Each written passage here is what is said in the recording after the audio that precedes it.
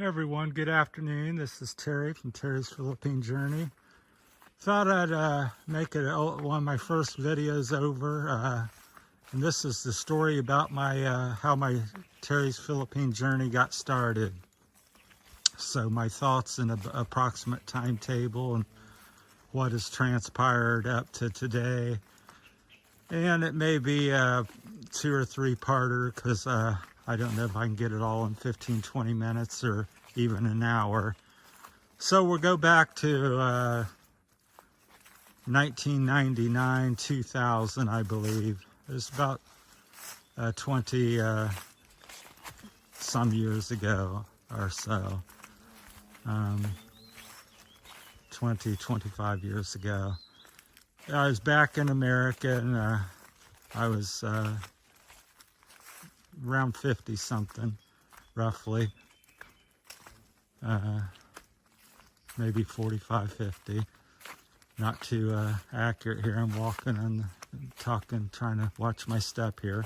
But anyhow, back about 15, 20 years ago, I was back in America. And I'd been married a couple times and dating some dating people and, you know, working and chasing the American dream and doing all these types of things.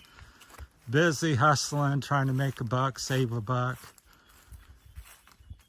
And after a couple failed marriages in America, I met a Chinese lady, and we went out for a few months, and it didn't really work out. But what I did like and get from it was one, they're very beautiful, the Asian culture, in my opinion, the dark hair and dark eyes and everything, and also very hardworking and smart and loyal, very family oriented, very community oriented, very loyal.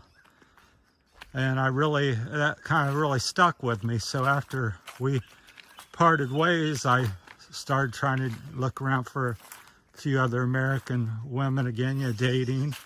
And I thought, how can a guy in Ohio living in a little country town find a Asian lady?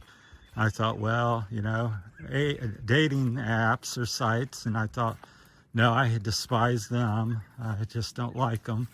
So I thought, well, I'll take matters into my own hands and kind of look around here. And I'll place an ad through Craigslist or Facebook or both over, Hong Kong. That's pretty Asian oriented. And so that's what I did. I got me 12, 15 responses. And pretty quickly, they fell to the wayside, most of them, except this one lady kept messaging me from day one. And I also messaged her. And we talked nonstop. Every day for a couple years, about a year. And then I said, well, why don't you come see me if you like me or like America? Obviously we could get married or something. But, come take a trip and, visit me here, take a little vacation, a couple weeks, a month or something. And she goes, well, I can't, I don't have money. And I thought, I was pretty naive because I've never traveled and been exposed to around the world or other cultures. And I said, what do you mean you don't have money? And she says, well, I'm from the Philippines and we don't have much money. And so I said, well, I'll pay for your trip. You stay with me. I'll, take care of all the expenses and pay for the filing the fee, the visa, tourist visa or whatever. And so that's what we did. I sent her $160 American to pay for the application. Then they denied her, is what happened. I thought a month or two went by and we continued talking. This was like on year 2 at this point almost. And I said, well, file again, I'll send you another 160. So she did.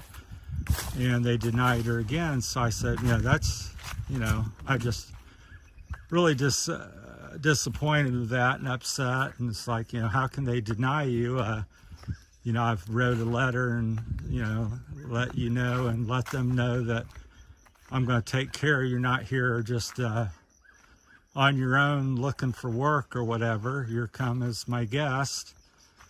And so at that point, I contacted an immigration attorney and went into her office, made an appointment, went in, and I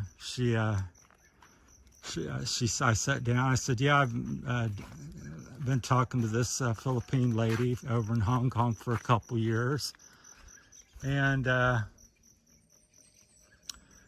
this is what's happened. They've denied her a couple times, and they said, she kind of laughed at me. She says, you don't really understand. You're kind of, naive or something. She didn't really say that, but she says, you just don't understand. I said, no, I don't. I said, I have money. I've invited this lady to come over. I've offered to pay for everything. Why can't they do that? And then she proceeded to explain that the Philippines and certain other countries are kind of blackballed, that we don't want them coming over unless you're very successful and have a house and lots of income. So we just don't allow it. We make it difficult for them to travel, being the U.S. And I said, well, I never knew that. So I said, well, how I really like her. I said, care for her. We've been talking for a couple years now. And what should I do? And she says, well, you want to do some sort of marriage visa so you could go over and meet her and marry her over there, and then take about a year or two for that to be recognized and for her to be allowed to come over. Or you can do a K-1 visa, which would be half that time or so, and do that type of visa. And I said, well, I'll do the K-1 visa. What do I got to do? She said, well, you have to fly to Hong Kong, take pictures of you two, save receipts of your dinners and hotel, and take lots of pictures, document your trip, bring all that back with you, and I'll file it for you. And I said, okay. I was, scared to death because I'd never been out of the country. I'd never really even been on a big plane. I said, well, I'm going to sit here by myself, or I'm going to, do this and maybe meet the person of my dreams. And even if I don't, at this point, it had become a thing of like me against the United States government. I said, I'm going to free this woman, and if she, because everybody's saying, what if she leaves you? What if she does you wrong? I said, at this point, I really don't care. I hope that she would not, but I said, I'm going to, get her, freedom and have all the privileges that I do, because I didn't realize people didn't have them like I do. I just took for granted and just never really knew any foreigners. So flew over there, documented the trip, came back. Took about 7 to 10 months once I filed, and they finally let her come over here, and we met and liked each other, and I asked her to marry me, and we got married within the 90 days, and that's where it has been. And we've lasted about 8 years. We had some current difficulties and stuff, so we are now separated.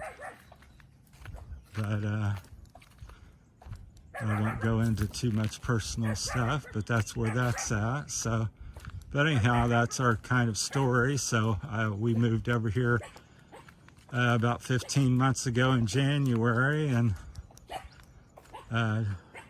it's been good to me for the most part. The people are friendly, and I really like it over here. Nature's beautiful, and the warm weather year-round. So, but we flew over here and built a little house, and so I've been living over here. She's now went back to America, and I'll stand here and let these people go by. Kind of show you the countryside there. So that's where we're at right now in Terry's Philippine journey. That's kind of how the thought started, from dating the Chinese lady to me placing an ad and meeting my wife on Facebook, or either Craigslist or Facebook or both. I think I placed ads both places, and somehow she responded to one or both. But anyhow, so that's been my story and journey, and so now I'm living in the Philippines and staying with some friends currently. And yeah, I've been here a year and a half. Bought me a little motorcycle. Staying with a nice family. I live here in Barotac, Viejo, Iloilo, Santo Tomas currently. And yeah, it's not been all perfect, but it's sure has been an adventure. And overall, I'll take what's happened, and it's been, I don't have really any regrets at this point. So I'm that type of person, try not to live with regrets, and so I've enjoyed most things about it. And so I wanted a change and adventure. I'm not one of the people like, oh, I hate America, America's no good, and America's got all these problems. Well, it certainly has its problems, but also has a lot of strong points. The same with the Philippines here. You can come over here and people talk a lot of bad stuff about it, and there are some negative things going on and stuff like that, but there's also a lot of good to talk about. I like to talk mostly about good things in life. I think that affects your health and mental status when you dwell on stuff that's negative all the time. So anyhow, I just like the nature, and it's like today here, it's May the 25th, and probably mostly cloudy, and I would say still 88, 90 degrees here.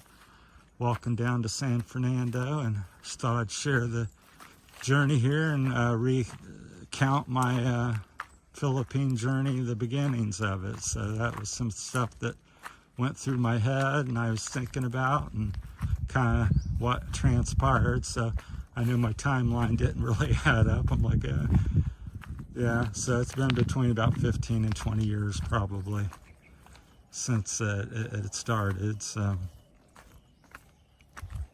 you get old and you forget about things and stuff. Plus, I'm trying to walk and talk. If I was sitting down at a table at home and made notes, then I would be a little more prepared and thorough. But I wanted to share this part of the trail with you and keep you up to date on Terry's Philippine journey, on how it began, and hopefully it will inspire others and you can share your stories as well. So appreciate that, and I think I got it all crammed in there in 15 minutes or less. So thanks for watching, and that's it from Terry's Philippine journey, high above San Fernando. So heading down the mountain here to town. All right, thank you everybody.